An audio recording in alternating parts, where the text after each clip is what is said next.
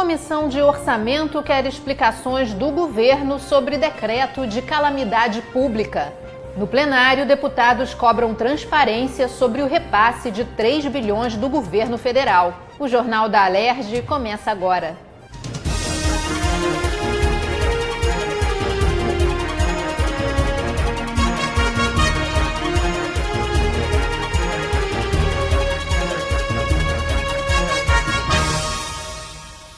Boa noite. O decreto do governo que declara estado de calamidade pública no Rio surpreendeu os deputados da Comissão de Orçamento da Alerj. Os parlamentares querem saber com detalhes como será gasto o repasse de 3 bilhões de reais da União. Além do recurso emergencial, o decreto também prevê medidas restritivas, mas não especifica quais serão adotadas. Os deputados classificaram o decreto como atípico, uma declaração de incapacidade do governo para gerir as próprias finanças. O deputado Anderson Nogueira mostrou preocupação com a medida do governador por considerar que os Jogos Olímpicos não podem servir de pretexto para as improbidades administrativas do Estado e que serviços essenciais como segurança, saúde, educação e mobilidade têm que continuar sendo prestados independentemente do estado de calamidade pública. Por considerar inconstitucional, a bancada do PSOL vai pedir a anulação do decreto na Justiça. A calamidade pública incita, com a proposta de receber recursos da União que poderiam ser repassados de outra forma. O presidente tem poder para repassar esse recurso sem a necessidade da calamidade pública. Ele prevê, por exemplo, a redução da jornada de trabalho e, consequentemente, a diminuição do salário dos servidores. Prevê tomadas de empréstimo sem necessariamente passar pelo legislativo. A calamidade pública, ela permite, inclusive, a ausência dos processos de licitação. Quando a gente pede transparência e uma gestão melhor, o Estado vai na contramão dessa situação. Presidente da comissão, deputado Pedro Fernandes, quer saber como o recurso solicitado será investido e quais as medidas restritivas serão adotadas pelo governo. Para isso, o parlamentar vai convocar os secretários de Fazenda e Planejamento do Estado. A comissão pretende fiscalizar e apurar a legalidade e o mérito dessas medidas. Cabe à Assembleia Legislativa essa responsabilidade de fiscalizar a aplicação desses recursos. Então, são 3 bilhões de reais, bacana. Alguns metrô varia entre 650 a 900 milhões de reais, o RAS mais uns 45, 50 milhões de reais e esses mais de quase 2 bilhões de reais, onde serão implementados. Então é importante o Executivo vir a esta casa para dizer exatamente onde irá alocar esses recursos para que a gente possa fiscalizar da melhor forma possível. O assunto foi abordado por diversos parlamentares no expediente final do plenário nesta terça-feira. A Constituição da República e a Constituição do Estado prevê a calamidade pública para desastres naturais ou para grandes sinistros. E aí tem toda uma regra de comportamento. Jamais vi decreto de calamidade por crise na gestão financeira. Porque quem trata dessas questões é a lei de responsabilidade fiscal e a lei orçamentária. Então, para mim é inconstitucional. A bancada do PSOL está entrando com um decreto legislativo que anula o decreto executivo porque não há calamidade. Calamidade e previsão na lei é quando você é atingido por algo inesperado, uma chuva, uma enchente, um furacão, uma tempestade. Nada disso aconteceu, pelo que tenho conhecimento, no Rio de Janeiro. A gente tem um processo de endividamento do Estado que é previsível, que é analisado. Se hoje o Estado não consegue pagar suas contas, já imaginava-se que fosse acontecer. E a Assembleia continua votando matérias, mesmo discordando de modo mais geral da política do governador, as bancadas têm feito um gesto no sentido de assumir a sua responsabilidade institucional, face à crise. Ora, quando o Poder Executivo decide publicar um decreto dessa envergadura, que declara estado de calamidade pública no Rio de Janeiro em função da grave crise financeira que nos afeta, no mínimo, por cortesia, por apreço ao parlamento, que lhe tem ajudado, acho que o governo do Estado teria que ter feito uma conversa preliminar. A Comissão de Cultura da Alerj vai elaborar um projeto de lei para regulamentar a realização de rodas culturais no Estado.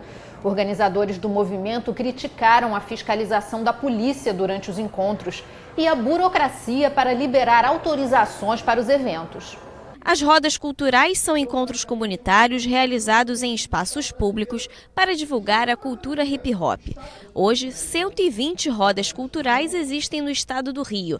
Durante a audiência pública, representantes do movimento apontaram problemas enfrentados com a Polícia Militar. A Polícia Militar ela não tem uma compreensão do que significa o movimento das rodas culturais, então elas agem, dão um tratamento como um evento qualquer, e não é um evento qualquer, é um evento periódico, é um evento comunitário. Hoje as rodas acontecem sem nenhuma infraestrutura, então as pessoas fazem a roda cultural sem infraestrutura de banheiro, sem a questão da energia elétrica, então é tudo feito realmente de uma forma de resistência. E a gente precisa mudar isso, né? Para mudar isso, a gente precisa ter o apoio do Estado. O representante da PM explicou que a instituição apoia as rodas culturais, mas que eles seguem orientações previstas na legislação militar. Essa roda cultural é uma roda de inclusão social, uma possibilidade de tirar dentro das comunidades carentes o empoderamento do tráfico sobre as crianças e os adolescentes. O que a gente faz é cumprir as normas vigentes, a nível de Polícia Militar, Polícia Civil, Corpo de Bombeiros. Então a gente tem uma normativa para evitar que problemas maiores aconteçam. Então a gente faz cumprir isso aí. Então a gente não faz reprimir, a gente faz cumprir a lei. Os incentivadores culturais pedem que esses eventos tenham os mesmos benefícios que os blocos de carnaval. Para isso, o presidente da comissão, deputado Zaqueu Teixeira, anunciou que vai apresentar uma proposta para oferecer suporte inicial ao movimento e também elaborar um projeto de lei para garantir a realização das rodas de cultura com apoio estadual. Inserir as rodas culturais do mesmo critério que recebem os blocos carnavalescos de rua na avaliação da Polícia Militar e do Corpo de Bombeiros para a concessão das autorizações para funcionamento, levando ao Poder Executivo uma indicação legislativa para que faça a transformação do decreto que regulamenta os eventos no Estado do Rio de Janeiro. E a segunda ação será a construção de um projeto de lei da Comissão de Cultura para que as rodas culturais tenham a sua regulamentação, para que a regulamentação possa dar visibilidade a esse importante movimento cultural que são as rodas culturais que acontecem em muitas praças da nossa cidade. A redução no desperdício de alimentos e a criação de aterros sanitários 100% ecológicos são algumas das medidas apontadas por especialistas como fundamentais para diminuir os gastos públicos com o tratamento do lixo. O assunto foi discutido em reunião do Fórum Permanente de Desenvolvimento do Estado. Dados da ONG WWF mostram que a humanidade já consome 50% mais recursos do que o planeta é capaz de repor. E o desperdício de materiais que poderiam ser reutilizados é uma das principais causas. O problema aumenta em momentos de crise como esse que o país vem enfrentando. Desperdício é proibido, a gente tem que olhar muito que desperdício, na verdade, é você jogar fora o dinheiro, é jogar fora recursos que a gente poderia estar aplicando em outras coisas. E para o programa de educação financeira que a Alerj está implementando, esse é um ponto fundamental, a gente começar a olhar os nossos desperdícios diários e pensar de que maneira a gente poderia estar reinvestindo aquele recurso que a gente estava deixando na lixeira. Para racionalizar os custos nas empresas e nas residências, é necessário conscientizar a população sobre o problema. Dentro das casas, a gente deveria basicamente trabalhar com orçamento. Isso é o que eu tento propor. Não cheguei a falar aqui na palestra, mas é uma atitude importante. Se você trabalhar com orçamento, basicamente você vai cumprir a regra ouro das finanças pessoais, que é gastar menos do que ganha. Então, acredito que trabalhar com orçamento acaba fazendo essa racionalização que você falou. Ou seja, basicamente escrever tudo que ganha, tudo que gasta, para poder, de uma certa forma, dirigir as finanças da casa. Os recursos gastos com a coleta e tratamento do lixo representam a terceira maior despesa para a maioria dos municípios do Brasil, atrás apenas da educação e da saúde. A gente tem um exemplo da cidade do Rio de Janeiro que não consegue tratar o seu próprio resíduo na sua cidade, manda para uma cidade a 150 quilômetros daqui. Então, até por questão hoje de espaço, e ninguém quer lixão perto da sua casa, a necessidade é muito grande. Sem falar da questão da necessidade ambiental, né?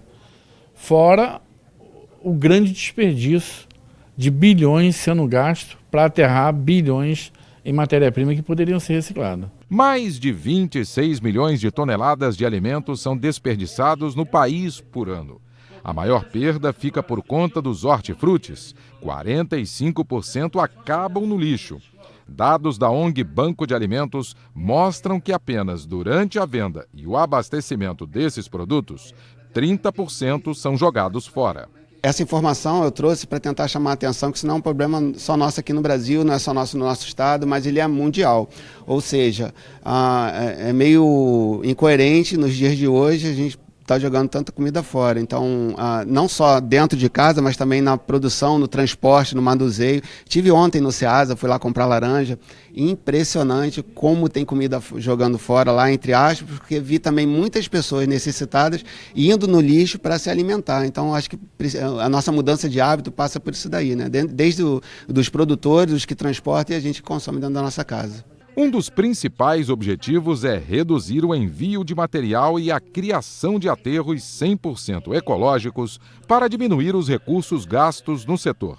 Se você não der destinação adequada, o município vai pagar para jogar fora todas essas embalagens. Então você vê a falta de coerência dessa questão. Fala que não tem dinheiro para coleta seletiva, mas tem dinheiro para jogar fora. Então por que então não tratar esses resíduos?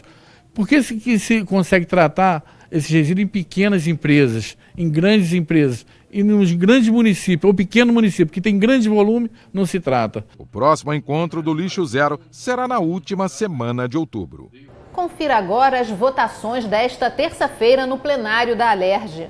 Na sessão plenária desta terça-feira, os parlamentares analisaram uma proposta de emenda à Constituição da deputada Marta Rocha, que permite que os profissionais da Polícia Judiciária também possam dar aula.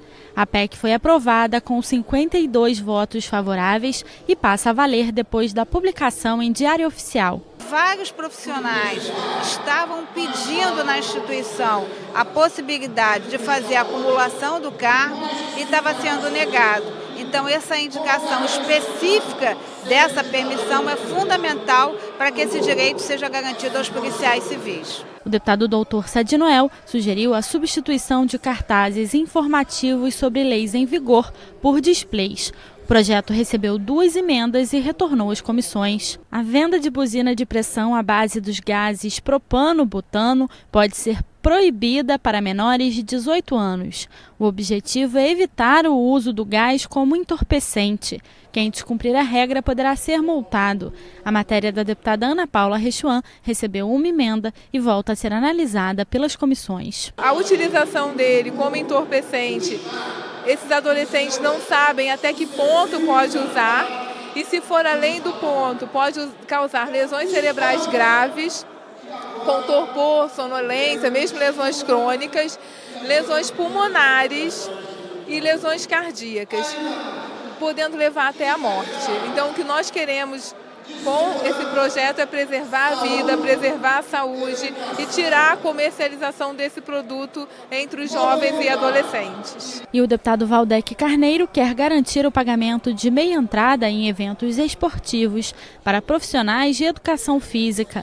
A matéria foi aprovada em primeira discussão. Para eles são um momento também de aperfeiçoar a sua formação, para observar melhor as práticas, as regras, as táticas, enfim, aquilo que é parte da sua atividade profissional. Se inclui no objeto da educação física. Então, eu acho muito importante que os professores de educação física tenham um tratamento diferenciado quando se tratar de evento esportivo, particularmente em equipamentos públicos. Este foi o Jornal da Alerj. Acompanhe a nossa programação também pelo site e pelas redes sociais. Tenha uma ótima noite e até amanhã. TV Alerj, o canal do povo fluminense.